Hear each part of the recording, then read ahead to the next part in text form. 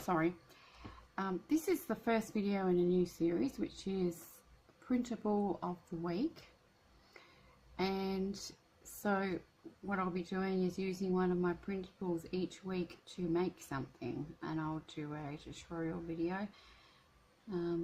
Generally it'll probably be a new printable, but sometimes it may not be. It might be an older one that I decide to make into something different. So this is my first one, the Cherry Blossom mini book, scrapbook, mini album, journal, whatever you want it to be. So yeah, sometimes it might be a journal, sometimes it might be a mini album, sometimes it might be something completely different.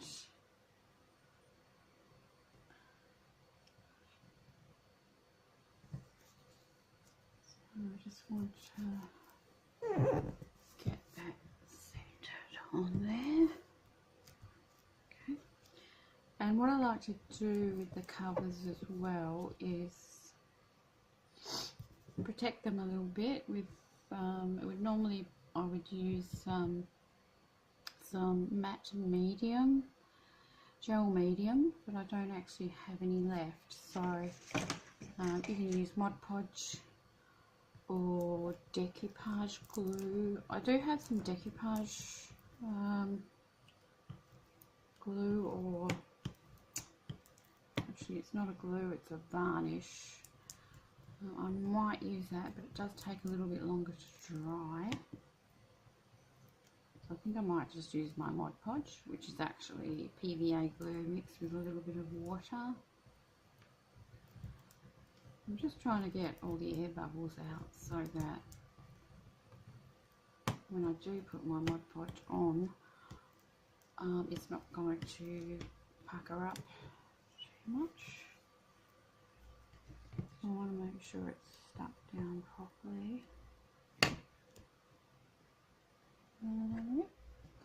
And the inside of my covers, I'm not sure what I'll do yet. I may just glue some paper or put a little pocket. So I'm just going to leave them blank for now. That's that one. Can you still see? Yep. One.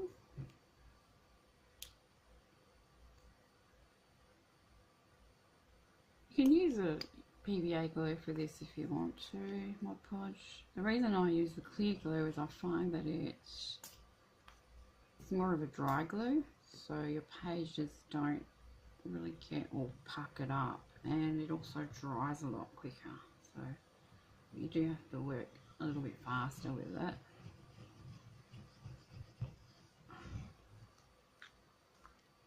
I guess it's a little bit like a tacky glue, this one.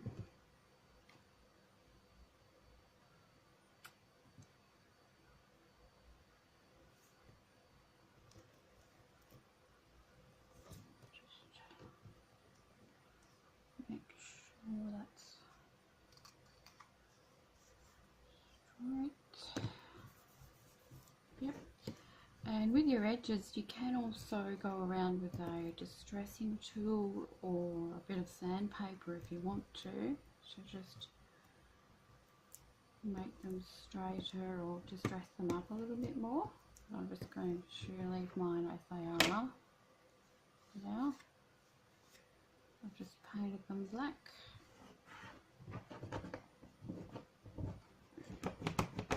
Always have a baby wipe handy, because if you're anything like me, you make a mess.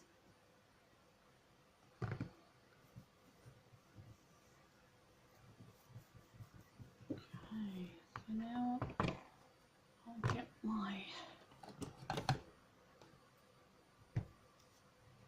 Mod Podge and I'll need a brush to brush this on. Just a second, I'll just get a brush.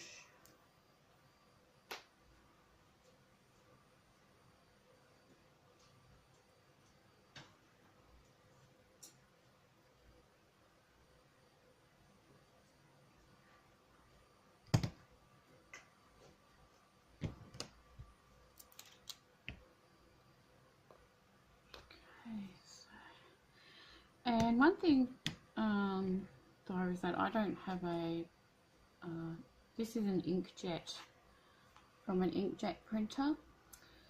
So if you're like me, you don't have a laser or a toner type printer, sometimes if you're not careful you can smudge your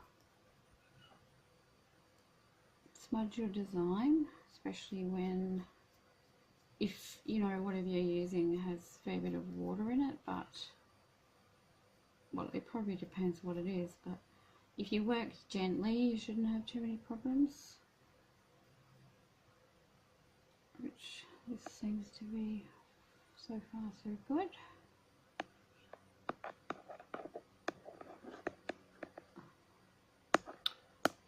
Just knocked the camera again, did I?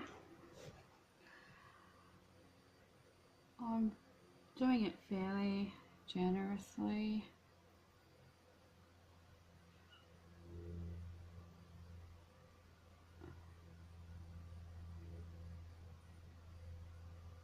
Sort of like to go in both directions.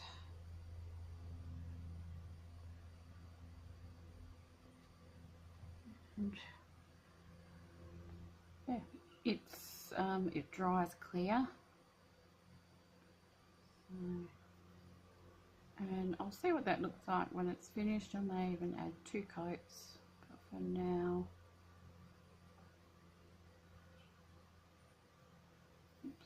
I'll just add the one. Got some little lumps in there. So I'm just going to put that aside to dry.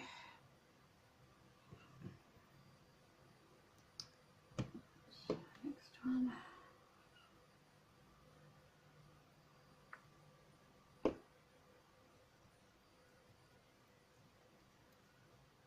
These little bottles here, by the way, are really good. I got these in just a little cheap, basically Red Dot $2 craft store, and they come in a set of 3, the little pointy ends, so I just pour my glue in those,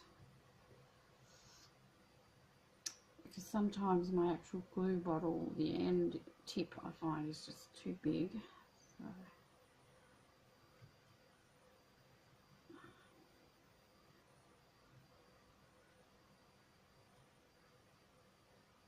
or I lose the lid and they just dry up on me. So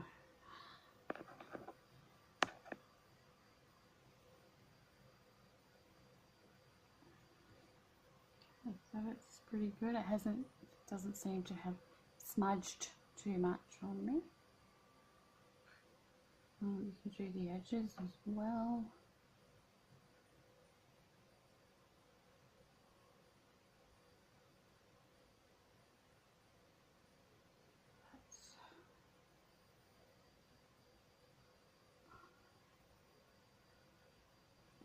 Okay.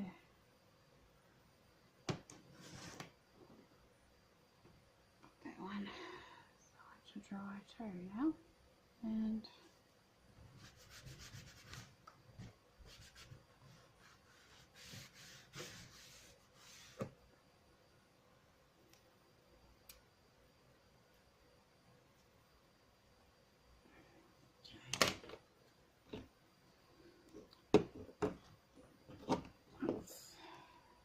that's the colours. Now, as I said, I've cut out all these little pages so far. I just think they are so cute. I really love mini books, and the ones that I had just white paper on the backs, I sprayed them with a little bit of coffee ink, just an ink spray, but you can do whatever you like.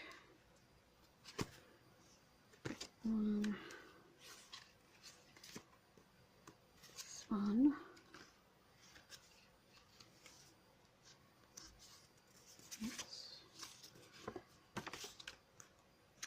And I've got them all upside down, and this one. I'm going to continue to ink these ones.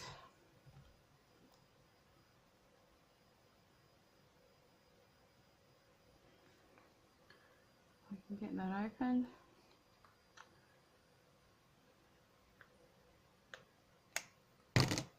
Oops. Okay.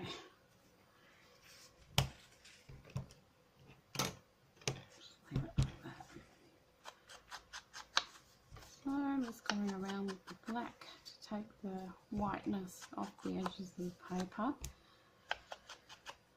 Plus it fits in with the design with the black around the edges.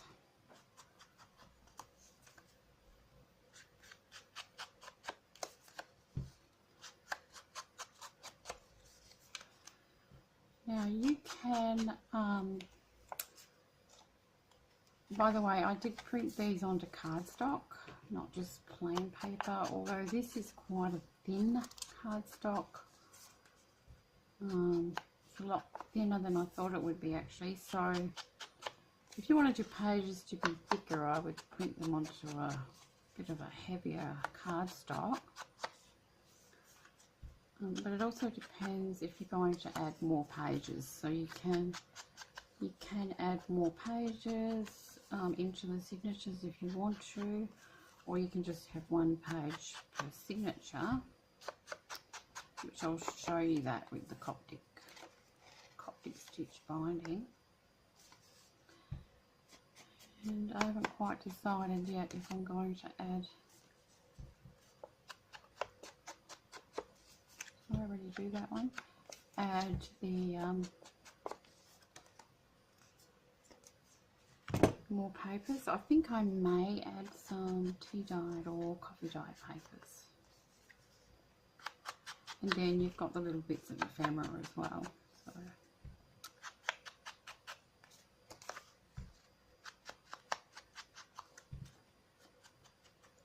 this is only going to be my second go at Coptic stitch binding, so bear with me. It can be a little bit confusing, but once you get the hang of it, it's okay. It's not that scary, so I'll do a little tutorial on that.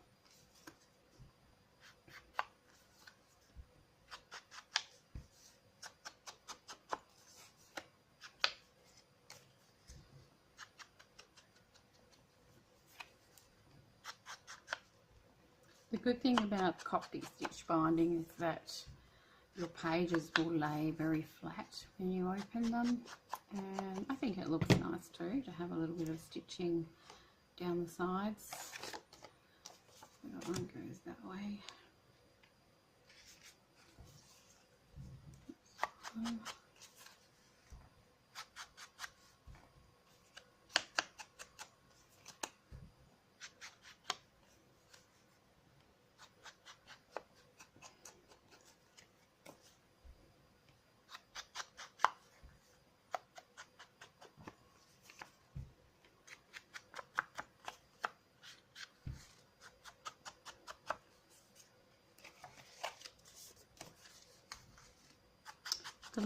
The lined paper on the other side, actually the lines actually go the other way, but I think that's fine. It was something a little bit different.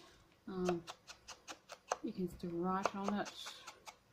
You could even turn it that way and write on it if you wanted to follow the lines.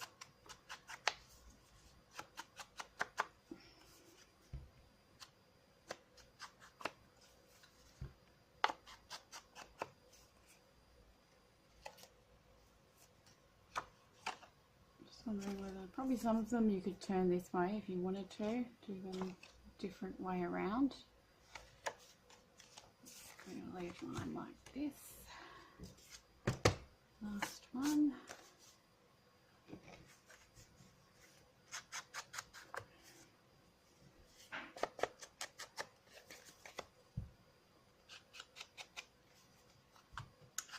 Sorry if I'm bumping the camera there.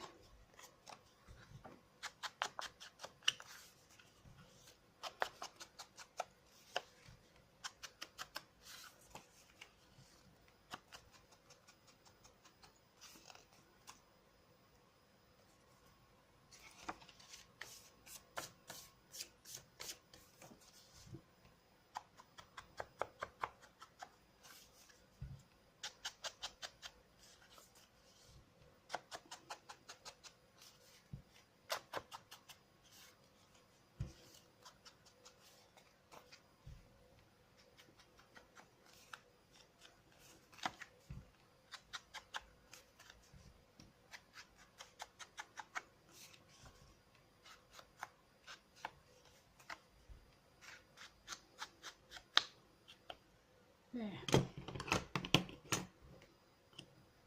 Should be enough ink for now. And that's the last one there. So what you need to do is decide which order you want your pages to be in, and they just sit on top of each other like this, rather than remember when we do the other binding with our journals, they sit inside each other. Well, that's to make a signature, but this way you sit, when you do your Coptic stitch, you sit your signatures on top of one another like this, and they're usually, you know, they're usually only 1 or 2 pages, nothing too big. Because we're going to be stitching down here and here. So I'm just going to flip through.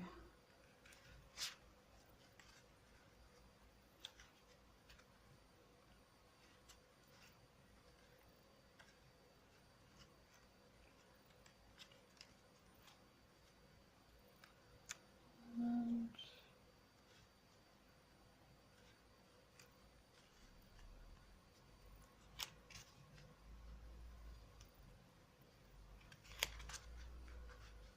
postcards.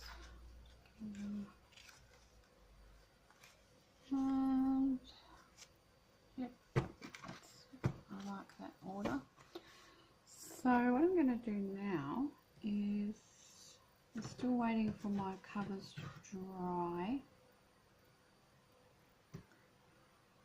So I'm going to cut out the pieces of ephemera, whatever I want to use.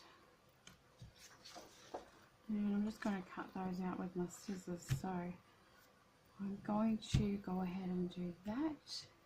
And I'm going to put all my pages in order. Probably add some coffee dyed papers in the middle of these signatures. And so in the next video I'll come back and show you what I've done to the pages, and it will be the Coptic stitch binding lesson in the next video. Thanks guys.